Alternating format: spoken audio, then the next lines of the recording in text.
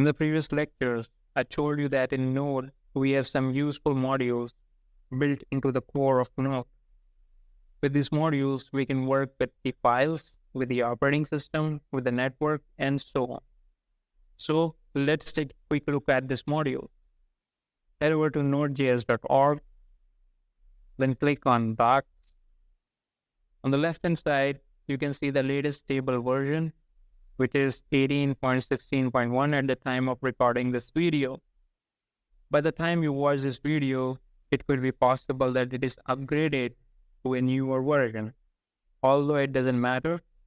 So click on this. Here you can see a list of items. Now this is the Node documentation.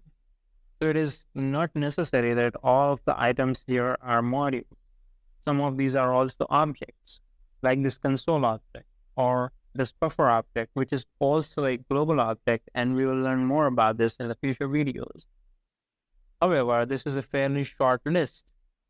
Now let me give you a quick overview of the modules that we are going to learn. First, we have the file system, which is a very useful module to work with files.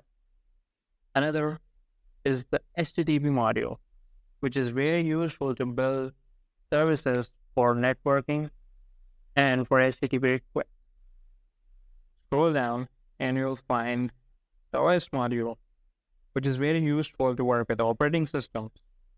And then we have the path module, which has a bunch of useful methods to work with different paths. Then we have the process module, through which we'll learn about the current process.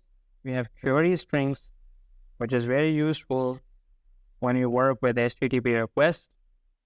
And then we have the stream module, which is useful to work with streams of data, and a bunch of other modules. So in this lecture, we are going to look at this path module. Click on this. As you can see in the documentation, we have different functions defined here. And in this lecture, I'm going to use the parse method. So if you scroll down, you will see how to use this path module. As you can see, we have the require function we have seen before, and it takes an argument, which is the path module.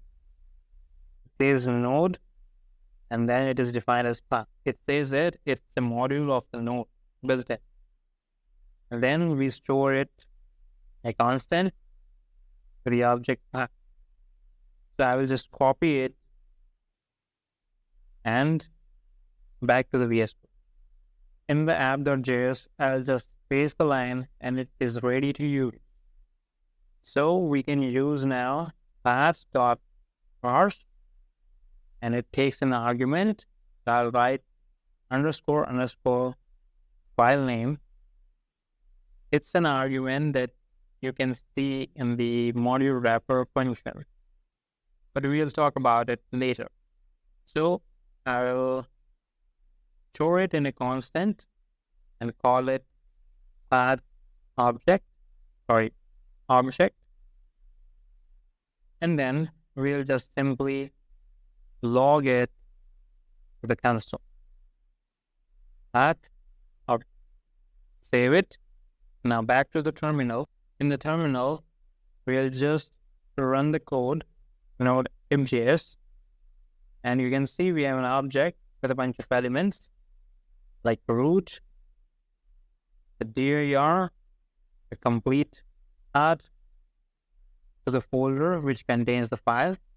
Then we have the name of the file, app.js, the extension, and the name of the file without extension.